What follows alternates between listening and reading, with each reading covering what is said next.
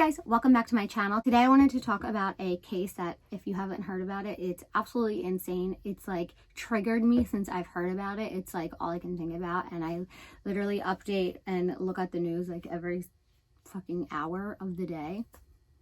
I feel like I go and check like Google and stuff to see if anything new has come about this case. It's just really sad, especially if you have kids. This case bothers me not only because the little boy has special needs, which my daughter did, but as a mom and not knowing where your kids are and that she could have possibly done something to them, it's just like really heartbreaking. And I don't know why something about this case stuck out to me.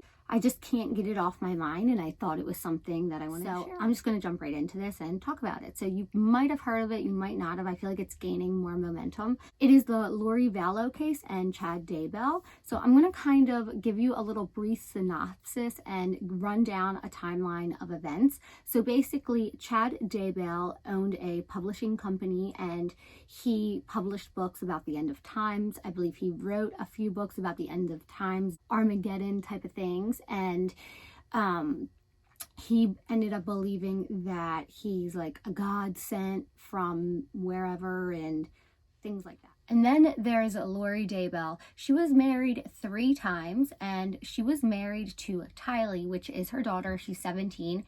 She was last seen in mid-September along with JJ, which is her stepbrother, but he was actually adopted from a family member. He had autism, and the mother and father couldn't care for him. So Lori and her newest husband ended up adopting him and taking him in. Her friends and family and everyone said she was like an all-around wonderful mother. She was like soccer mom, mom of the year, always doing things, running her kids around, always present. Now, to note, her third husband, not fourth husband, her third husband died of what they say like natural causes, like a heart attack or something, because no one had heard from him. The police did a welfare check, came in, and he was dead.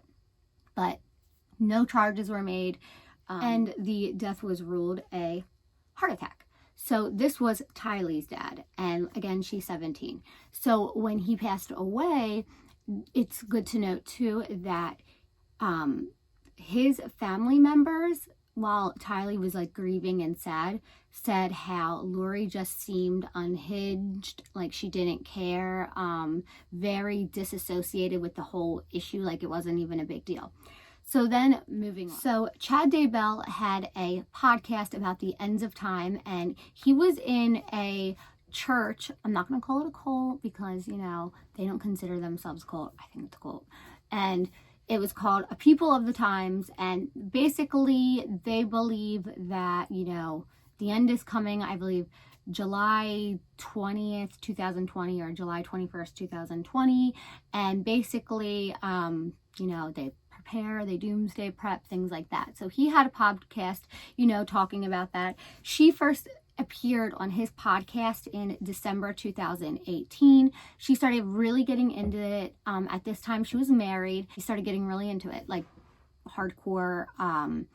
She basically kind of cut herself off with people who weren't part of that group, and it basically took over everything. So fast forward February 2019, her husband at the time, Charles Vallow, he filed for divorce, and in the divorce paperwork it says that he cited that she has religious cult-like beliefs. She said that she needed to carry out the work for 144,000 people to go to the end of times, and that he feared his wife because he had called her when he was away, and she went on like this rant saying that she is a god and she doesn't fear death, she's not scared of it, and that Charles Vallow is not his real name. He's really like his name is something else, and someone else or a demon took over him, and something really, really out there. And so basically he came home and he tried to, I think it's like 1450 where, you know, you have a doctor come in and take you to a hospital to make sure that like your mental health is okay. They came, they saw her and they said, oh no, she's fine.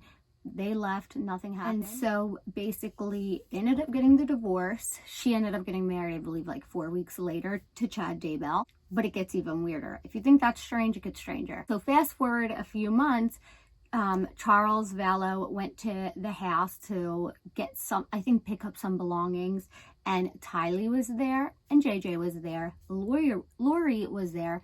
Lori's brother Alex was there. Alex shot and killed Charles Vallow right in the house.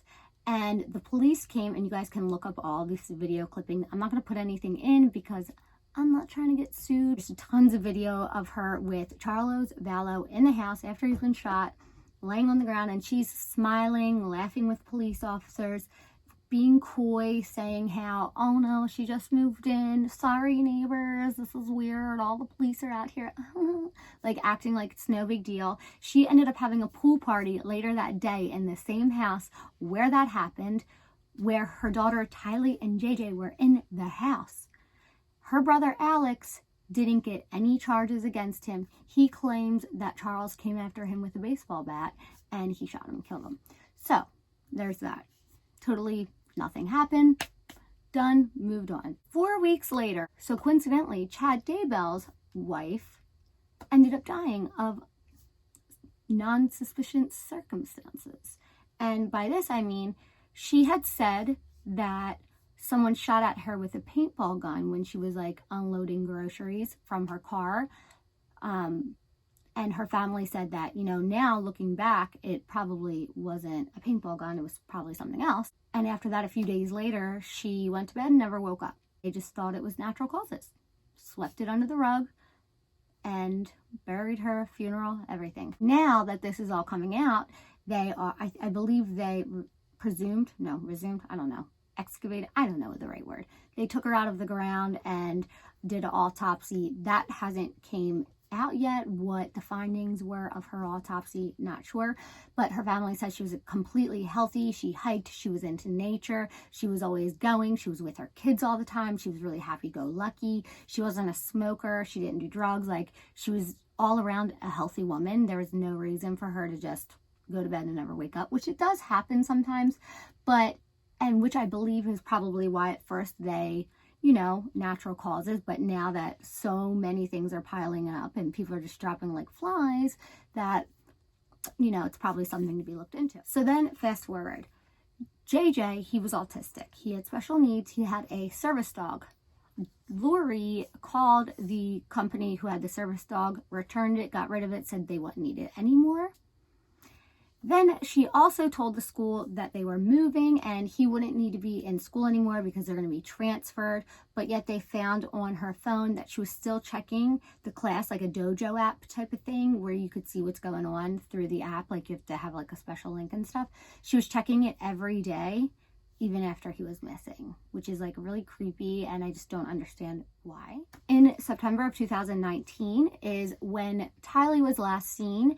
She was at the Yellowstone Park with Lori, and they have her on video going into the park, but nothing leaving the park. So they're actually in the process of going and, you know, looking through the whole park, I guess. But I believe that I heard or read that they're waiting until the weather gets warmer. And at the Yellowstone Park was Alex, her brother, with her. JJ was also seen on video at the park too. The last video footage of JJ was September 18th, I believe. And it was of like a Ring type of doorbell camera where he was playing outside with another little kid, which is just, makes me so sad. Then September 23rd is the last time that he was seen at school, and she told the school that she was going to homeschool him. Then on October 1st, the police found footage of her renting a rental unit where you could just like a storage unit, and they saw her carrying in like big things like, you know, the Tupperware boxes, carrying a bunch of them in and then carrying a bunch out, carrying a bunch in, carrying a bunch out, and then at one point, it sees Alex, her brother, carrying stuff in, carrying stuff out, and then also Chad Daybell carrying stuff in, carrying stuff out. When they went to the storage, because she ended up not paying the bill or whatever the reason was for that, I don't know. They went there and it was like their bikes, their scooters, memory books, toys, just things that if you have your kids with you, that you would probably have with you or bring with you if you're moving. Okay, so here's where you gotta like pay attention, because you don't, there's so many people. The guy, Brandon, is Lori Vallow's niece's ex-husband. They were married. They had a really great marriage from what everyone says.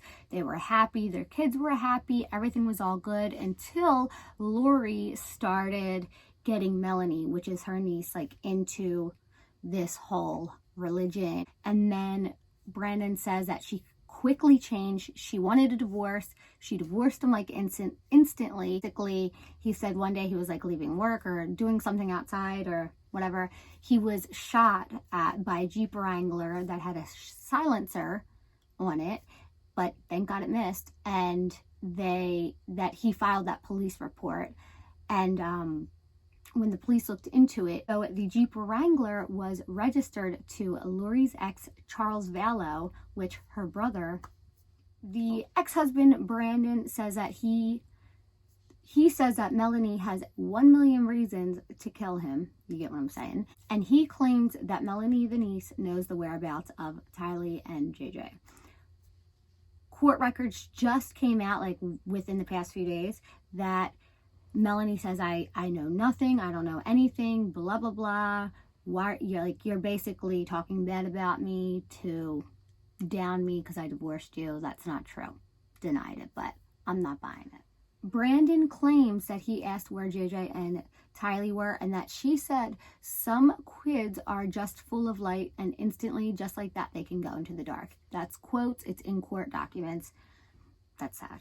That's like really. Now, JJ's grandparents, they are the ones who like really gave the ammunition for this case, like got it going, got people listening, paying attention, because they kept saying, we haven't seen JJ, we haven't seen him, where's he at? They said that they called her and said, we haven't talked to him, where is he at? And then at one point she's like, oh, he's in Arizona with a friend or in another state with a friend. The police like called the friend and the friends said, he's not with me, I haven't seen him since so-and-so time. And that then they called the grandparents and they're like, okay, have you seen them? No. And then the grandparents are like, basically it's been like a ring around the rosy thing. It's just Lori always had like something. He's with that person, he's with this person, he's with so-and-so, and it just, none of her stories ever made any sort of sense. And the grandparents are just like, listen, we just want to know that he's okay. We want to know he's fine. If you have nothing to hide, why can't I talk to him on the phone? Like anything, just show me. So the court finally obtained a warrant to go and search the house of Chad and Lori. Now seems like it's very instant, but I'm telling you, this all dragged out so long. People are like, why are they searching? Like, where's the warrant? I mean, this took like really long for the police allowed to like do any of this, and people were really complaining like they're taking too long, like they're slacking, you know. But I understand slightly why they're taking so long, because they want to do everything by the books, because if they don't, there's a potential that she could walk away if she did do something. And that's what I personally feel. I feel like they're trying to do everything 100% do 100% perfect. That way there's no mishaps of her getting away with anything. She's a sneaky one. I mean, he got away with killing someone. I think that they were just like, all right, this person that we're dealing with got some stuff going on. And it is said that this religious group are made up of powerful people. And in that group, you can get away with a lot of things, is what's been said about it. They got word, I'm sure, of the warrant. They flew out to Kauai, Hawaii, like that island. And there's no record of JJ or Tylee coming with them. They're not on video, their passports, like nothing. There's no tickets, nothing. Then, what do you know? Someone else turns up dead. It is Alex, which is Lori's brother that murdered her ex-husband. Turns up dead. The reasons are unknown. They have no idea why. During this time, the police found tons of journals, and they came out with computers and different books and things like that from the house, from the warrant where they searched everything. And it's unknown what they found, but they found some stuff. They took it out. They were seen taking like a lot of stuff out of the house when they had the warrant. Meanwhile, they're in Hawaii while this is all going on. Their rental car, I believe, got detained. Finally, January 25th comes about, and this is when Idaho said, you have a certain amount of time to show us that JJ and Tylee are alive, well, being cared for, they're not neglected. And what do you know? She completely missed the deadline, gave no Fs, didn't show anybody anything, and she was just living her best life in Hawaii, like running around town, got her tan on, happy as can be, happy-go-lucky, going to shows, going to dinner. The police finally were able to search one of their townhouses there, and they found no findings of there being kids that lived there, nothing. And in the car, to note you, they found Tylee's iPad and her cell phone, which people had, like her friends, a 17-year-old girl, had texted her like, hey, we miss you, how's everything going? And she's like, good, miss you too. And it was Lori texting back, because Lori was hiding her phone and her iPad. So if they're fine and everything's good, why are you hiding her iPad? Why are you hiding her phone? Why are you texting, pretending to be somebody else? Makes absolutely no sense. In February in Hawaii, she was arrested for desertion of her kids, not producing proof of her kids to show that she's not neglecting them and like child welfare and all that stuff. So she's currently in jail right now, and she's facing 2 felony charges. And she put up they ended up putting like a $500 million bail for her, and she was really upset about that. And they said the reason they made it so high is because obviously she's a flight risk. She went from Idaho all the way to Hawaii, and that Chad Daybell has like $500,000 sitting in his bank account from his wife's death, and that she's definitely a flight risk. And she apparently, like, in court acted like really stuffy, snobby, like, I'm better than everyone, I don't care, blah, blah, blah. So that's really interesting. He is going to, instead of getting extradited to Idaho, where they basically have to like fight to bring her back to Idaho, she's just like going to go free will. So they're waiting on them to take her back to Idaho. Meanwhile, too, the JJ was on medicine for like him having autism and special needs.